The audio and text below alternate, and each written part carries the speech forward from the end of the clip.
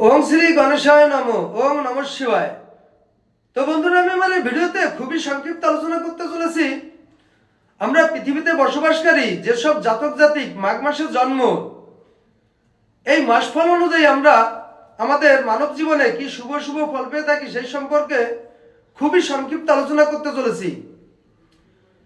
তো আমরা সমগ্র পৃথিবীতে বসবাসকারী প্রতিটা প্রাণী কিছু গ্রহ নক্ষত্রের কারকতায় সৃষ্টি এবং পরিচালিত।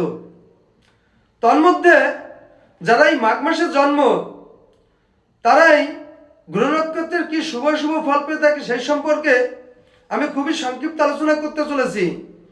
এবং মাঘ মাসে যাদের জন্ম, এরা কেমন হয়ে থাকে এবং এদের লাইফে কি শুভ শুভ ফল পেয়ে থাকে সেই সম্পর্কে খুবই সংক্ষিপ্ত আলোচনা করতে চলেছি।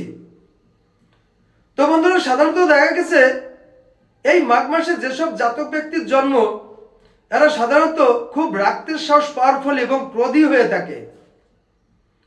তো এই মাঘ মাসে যাদের জন্ম, এরা সাধারণত ব্যবসা বাণিজ্যে খুব কুশলযুক্ত এবং ব্যবসা বাণিজ্যে খুব সাকসেস সফলতা পেয়ে থাকে। তো এই মাঘ মাসে যাদের জন্ম, এরা সাধারণত চপল প্রাকৃতিক হয়ে থাকে। তো এই মাঘ মাসে যেসব জাতক জাতির জন্ম, এরা সাধারণত প্রচুর ত্যাগী এবং ভোগী হয়ে থাকে। তো এই মাঘ মাসে যাদের জন্ম, এরা সাধারণত প্রচুর বলশালী হয়ে থাকে।